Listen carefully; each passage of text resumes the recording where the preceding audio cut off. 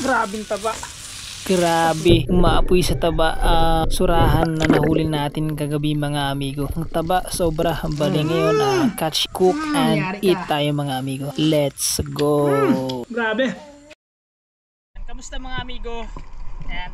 Yun, kasama ko si One Fish Adventure Fishing TV. So bali meron ng Facebook page si Otto Lonyot. Kasama namin si Marlon. Tayo amigo. Kain. Ayan, welcome back sa ating channel mga amigo. Ayan si Otto Lonyot, si One Fish Fishing Adventure TV. Alright. Ayan, let's go. Let's dive mga amigo. At ano kaya ang unang nating makukunin mga amigo? Ayun nagpakita kaagad itong napakalaking danggit mga amigo. Grabe, ang laki nito mga amigo. Good size na good size Ayan, siguro mga nasa ito mga amigo, nasa 1/4. Ayan, let's dive again. At ito ang aking pangalawang isda mga amigo. Isa na namang danggit. Bang! Sapul kang danggit ka. Ayan, siguro mag-asawa ito mga amigo, kasi nga magkalapit lang sila. Sayang mga amigo, kung marami-rami sana itong mga danggit na ito, mas marami tayong makuhuli. Kaso lang 2 piraso lang nagpakita sa atin. Ayan, let's dive again. At ito ang pangatlong huli natin mga amigo. Ayan isang napakalaking surahan sa ilalim ng butas. Ayan mga amigo, bali umahon muna ako mga amigo, gawa ng malakas ang agos at wala na tayong hangin. Bali umamon ako ng hangin sa taas kasi nga napakalakas ng agos mga amigo. Ayan, kung napapansin nyo, medyo malabo talaga yung tubig, yung dagat. So anong malakas talaga yung alon mga amigo, malakas yung current o yung sulog sa ilalim, yung agos. Ayan, binalikan natin itong surahan na napana natin kasi nga doon sa butas pa talaga sa sa ilalim, talagang sumisiksik siya sa sa ilalim ng bato. Hindi natin ulit nakuha mga amigo, gawa ng kinapos tayo sa hangin. Ayan, buti na lang lumabas ng kusa yung yung surahan mga amigo, pero pilit para talaga siyang sumisiksik doon sa pangalawang butas sa kabila. Ayan, buntik na itong makawala mga amigo. Buti na lang nahawakan natin kaagad. Kung nakawala, sayang na sayang itong mga amigo, kasi nga napakalaki sobrang malaki mga amigo. Siguro mga nasa mahigit 1 kilo ito. Ayan, buti na lang nahuli natin, hindi nakawala. Masarap ito sa sa inihaw mga amigo. So bali kakainin natin to, catch and cook and eat tayo mga amigo. Alright, let's dive again.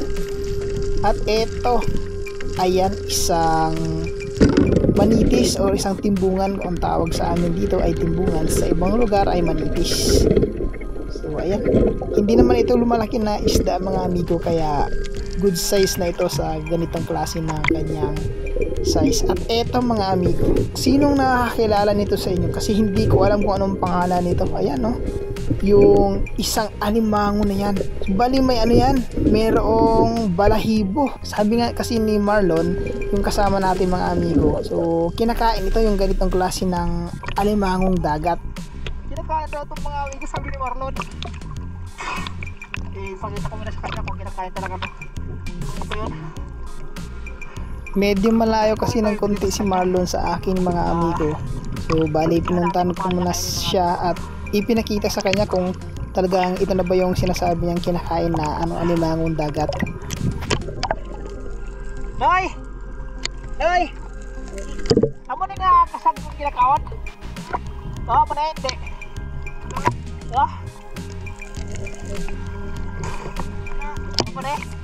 Amo na ara ko kay videohan ta. Dali. Videohan natin kung paano mo kainin. Sabi kasi nila makalasot daw ito pero hindi daw. Saan? Dali. Ari, grabing laki pati. Iya. Mga 1 kilo. At ayun na nga, nailagay na natin yung yung alimangong dagat na yun sa lalagyan ni Marlon. At eto, nagpakita sa atin ng isdang ilak mga amigo.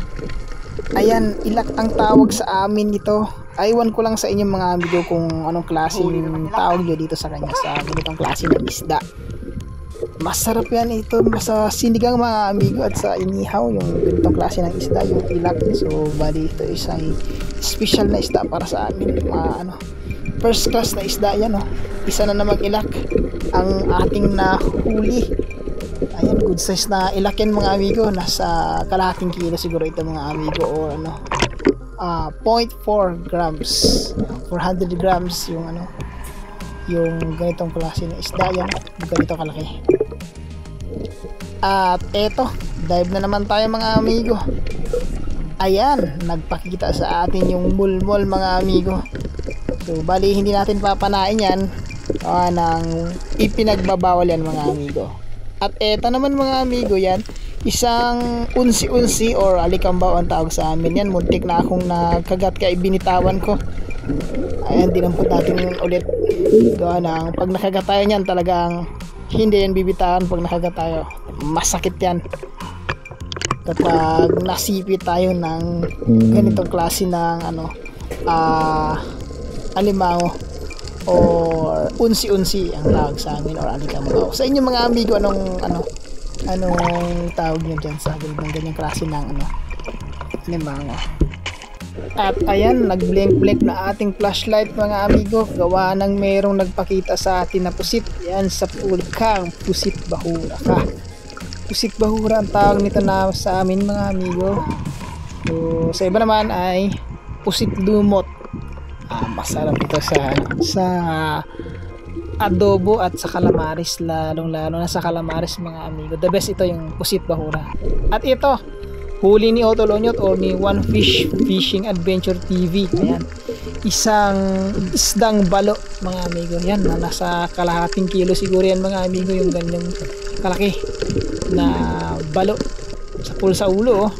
At eto mga amigo, yan, sa sobrang lakas ng agos, yan o, yung uri ng halamang dagat, talagang sumasayaw-sayaw mga amigo, gawa ng napakalakas ng current sa ilalim o napakalakas ng agos.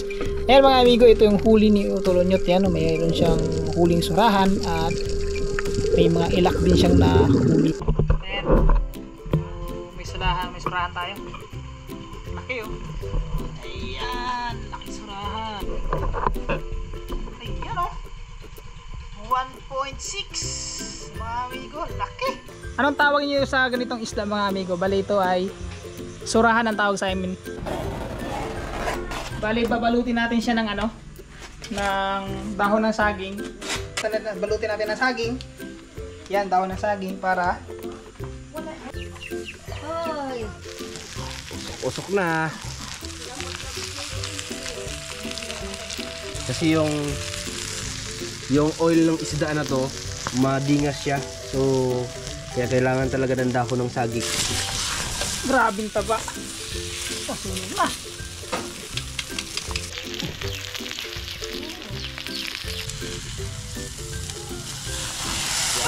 Yeah.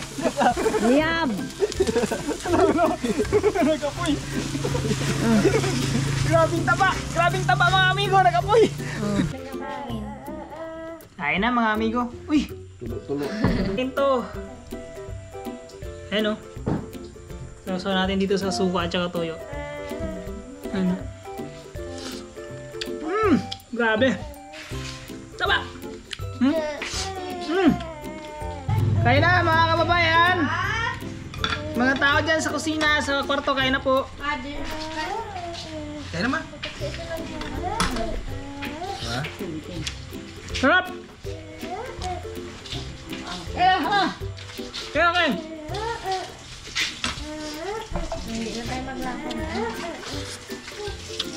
Sarap. Grabe.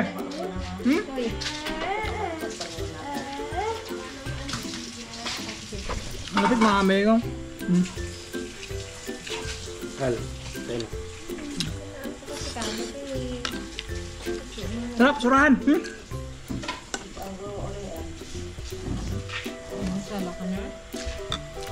Grabe. Grabing taba. Sarap.